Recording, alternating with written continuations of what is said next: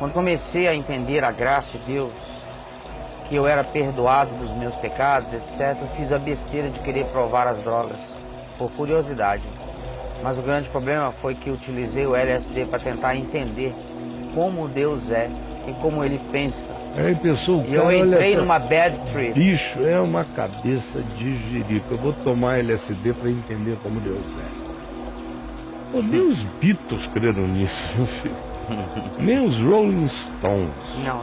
Nem esse pessoal que já aposentou. Sim, Velho. todo mundo que já cansou disso, sabe? Isso é uma coisa velha. Meu Deus. Velha. Todos os meus amigos que tomavam LSD, tá todo mundo com 70 e poucos anos. Tá, é tudo, Tá todo mundo velho. tudo vovô. Todo mundo, vovô, bisavô. Ninguém quer nada com isso. É uma furada danada. Aí você vem bobão. Não, a graça de Cristo me perdoou, então eu vou comer bosta. É, porque eu tô na graça, Aleluia, né? eu tô na graça. Tô na Me graça. manda um torrão do inferno. Aí desgraça. Oh, aleluia, eu vou comer essa caca de Beelzebu. Isso. Vem sobre mim. Pelo amor de Jesus, vocês não entenderam nada, vezes nada. A graça de Deus na cabecinha de vocês é uma graxa, é um KY para entrar torrões do inferno nas regiões que só os anais conhecem. É de eternidade em A eternidade. eternidade, a Caio fala. idiotice desse jeito. Pelo amor de Deus. Cara, Olha o que ele concluiu, Caio, com o LSD. Ele fala assim: aí eu entrei numa bad trip, né? E eu cheguei à conclusão de que Deus é o ser mais infeliz que existe. né? Pois Ele sabe de todas as coisas. Não existe nada que Ele não saiba. Cada movimento que eu faço, desde o mal até o bem, simplesmente Ele sabe de tudo. Quando eu falo algo... É uma infelicidade danada de Deus, Deus criou esse mundo inteiro. O passado ainda está acontecendo, o presente também, o futuro é presente, é passado para Ele. Deus é um infeliz, realmente. E tem que ficar ouvindo reflexões sobre Ele, vindos de você. Deve estar quase matando a divindade.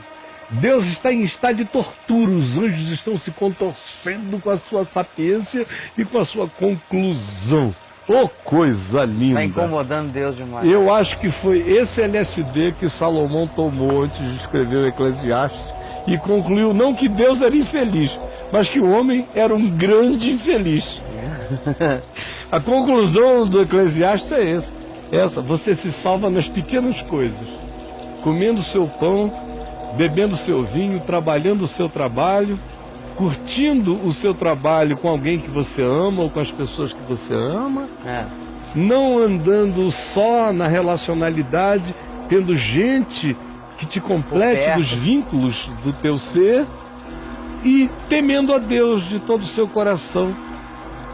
Porque o que acontece ao homem bom, acontece ao homem mau, o que acontece ao justo, acontece ao injusto. O raio que cai na casa do perverso cai também na casa do bondoso. Não existe diferença de tratamentos na existência. A única coisa que você pode fazer é, pela sabedoria, diminuir as implicações dos males contra você. Mas também não te dá nenhuma garantia de que a natureza não atingirá você de algum modo, de que mesmo sendo sábio e evitando um monte de problemas na vida, você não contraia um câncer e morra dele. Então, Salomão tomou o LSD da época, né? É o que ele diz no início do livro de Eclesiastes. Quando ele diz que ele aplicou-se a conhecer a sabedoria, capítulos 1 e 2. Aplicou-se a conhecer a sabedoria através do hedonismo, mulheres e mulheres, como muita gente na vida tentou filosofar a partir da pepeca, da eroticidade. Muito, não foi uma linha filosófica de Salomão. Muitos antes dele, muitos depois dele. E as religiões da época também invocavam a Deus na pepeca. É a picosofia. A picosofia. A picosofia era o picósofos. Tinha as prostitutas cultuais, porque no ato sexual, a conjunção carnal, eles criam, atraía a divindade do lugar. Tá certo. Então, o Salomão entrou em todas. Ele era, né? Entrou em todas. Ele disse que entrou numa de descobrir a sabedoria pela construtividade arquitetônica. Aí, Lúcio Costa, Niemeyer, palácios, belezas, geometria, aritmética, física. Ele fez a viagem toda, nada. Aí ele falou, tentei conhecer a sabedoria pelas alterações de consciência. Aí entrou na vibe aqui. Tudo que era alterador de consciência. O livro de Eclesiastes mesmo diz que ele conhecia todas as ervas. Do Oriente ao Ocidente. Meu Deus. O cara se emburacou. O bicho foi longe, o Salomão. Salomão não brincou não, velho. Não, e ele saiu dessa com a seguinte conclusão: eu sou um infeliz e o homem é um infeliz. Aí ele vai e mata com a historinha. Fica quietinho aí. Olha, a coisa menos ruim Ele faz essa viagem toda. Tudo, para chegar e concluir. Você não precisa de muitas mulheres, mas de uma só. Você não precisa de muitos amigos, mas de amigos sinceros. Você não precisa de muito dinheiro, você precisa de pão. Você não precisa de muitas festas, você precisa de vinho. Você não precisa de um super salário, você precisa de trabalho. Você não precisa compreender a existência, basta temer a Deus e aplicar-se à justiça bondosa ensinada pela sabedoria. É até aí que você vai sem Cristo. Sem Cristo, é no máximo até aí que se chega. E o resto é sabendo que tudo é vaidade e correr atrás do vento. É o máximo que se chega. Agora, de Jesus para frente, aí essa vidinha do Eclesiastes na vida real é pequena demais. É só para quem não tem a ressurreição plantada no coração. É só para quem não sabe da vida eterna, porque o Eclesiastes é um livro sem vida eterna. É um livro estoico. É um livro epicureu em alguns aspectos. Olha. Ele foi fortemente influenciado, porque dificilmente ele foi escrito por Salomão. Ele é muito mais possivelmente uma pseudo-epígrafe, assim como o livro de Enoque também. Você pega uma figura antiga, respeitada numa área, Enoque era respeitado na área de visões, revelações e percepções. Então, tudo aquilo que se escreveu, que era o acumulado das impressões de uma dada geração, se escreveu com o nome de livro de Enoque, mas é uma pseudo-epígrafe. A mesma coisa Eclesiastes, deu-se o nome de Salomão, mas Salomão não escreveu o Eclesiastes. Você vê a influência enorme do tempo do cativeiro na produção do livro. Você tem inclusive inserções de palavras de raiz persa no Eclesiastes. Persa porque é do tempo do cativeiro, dos hebreus no cativeiro, dos judeus no cativeiro. Então é um livro provavelmente que foi produzido no cativeiro.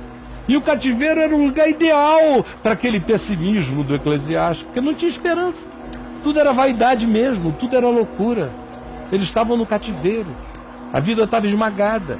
Então veja, quando você tem o contexto das coisas, como tudo fica mais simples, como tudo fica mais claro. Mas o Eclesiastes é um livro maravilhoso, como tratado existencial, pré-Kierkegaard, não é? Milhares de anos, pré-Jean-Paul Sartre, milhares de anos. É o texto mais existencialista da antiguidade, é o Eclesiastes, que olha para o horizonte imediato, sem Deus, sem ressurreição, sem vida eterna, e diz: nada faz sentido. Nada. O que sobra são pequeninas compensações. São dessas para essas que a gente vai sobrevivendo a essa existência sem esperança eterna. E sem sentido. Então, o Eclesiastes é um livro atual, porque o mundo continua sem Deus e precisa ser chocado com o seu absurdo. Então ele é o mais atual de todos os livros do Velho Testamento, na sociedade líquida, a meu ver. Ao mesmo tempo em que ele é o mais desatualizado de todos os livros para quem já mergulhou na esperança da eternidade e já passou da morte para a vida. Aí já não tem mais Eclesiastes. O Eclesiastes faz parte daquilo que caiu em caducidade, porque a ressurreição arrombou a sepultura dos eclesiastes kármicos de uma existência sem sentido. Maravilhoso, Caio. Posso terminar ele aqui? Pode. Quando eu falo algo, alguma palavra, não sou eu falando, mas sim ele me criou dizendo essas coisas, sabe, Caio?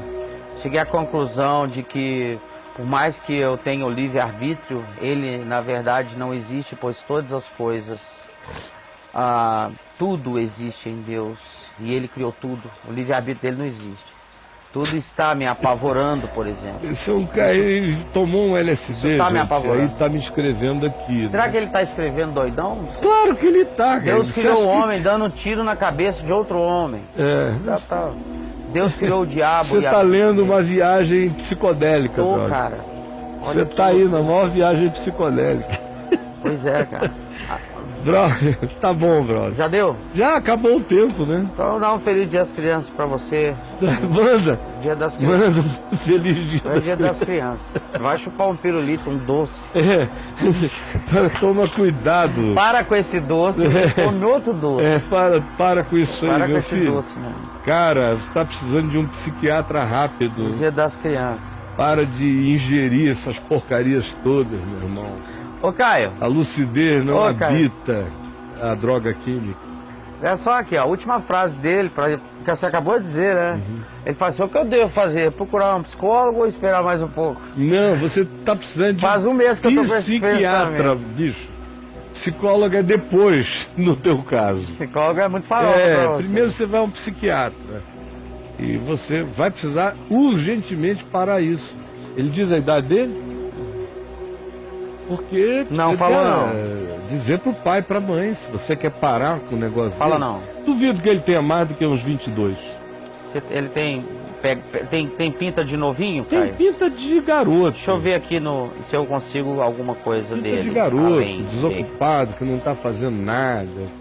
É. Houve um fragmento meu no YouTube, eu nadei em VTV, acho que eu entendi a graça de Deus. Aí vai, agora, obrigado Jesus, porque tu me perdoaste, deixa eu tomar LSD na paz. Tem não. Aí fica doido, faz uma viagem ruim, eu conheço um monte de gente. Você nasceu outro dia. Eu nasci no auge, na era do LSD, do psicodelismo. Eu nasci antes Sim. disso. Eu fui adolescente, jovem nessa época, cheio de amigo babando. Você E tomou, algum- Caio? Tomei. LSD? LSD, microfilme, o que você quiser. Tomei. Agora, eu nunca foi o meu barato, porque tudo que tirava a minha lucidez eu não gostava. É broxante. Eu Tipo, também acho isso. eu nunca consegui embarcar em nada É ruim demais. que tirasse a minha lucidez. É. Por exemplo, bebida alcoólica. Eu gosto, mas eu me condicionei tanto. Dependendo da bebida, tem umas mais gostosas, menos gostosas. Depende do dia, depende É. da hora. Sim.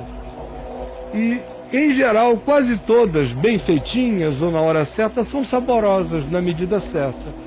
Agora, você nunca me viu, nem vai me ver cambaleante, sem dizer coisa com coisa. Doidão. Não, Deus me livre.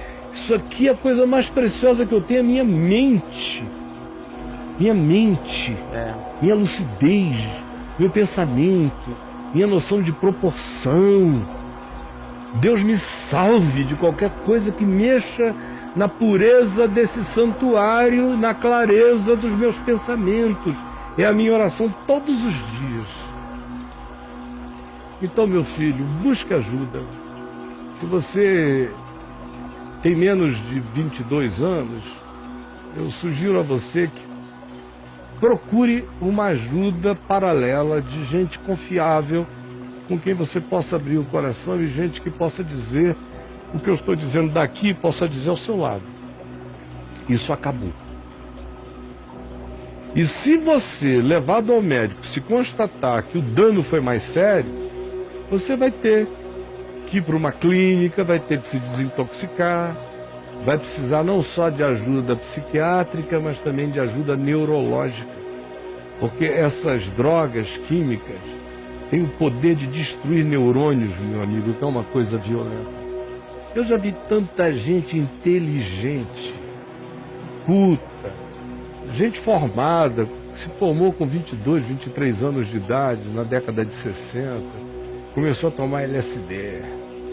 Já vários nomes me vieram à boca de amigos meus que O cara ficaram dançou, assim. Caio. Vários. Nossa. Aí um ano depois você encontra o cara, aquele olho vidrado, já não diz coisa com coisa, aí começa a ficar com medo do que não está ali. E olha, alguns não voltaram nunca mais. Nossa. Não brinca disso não. Vocês que ficam preocupados com o templo, onde é o templo está aqui, chama isso aqui, ó.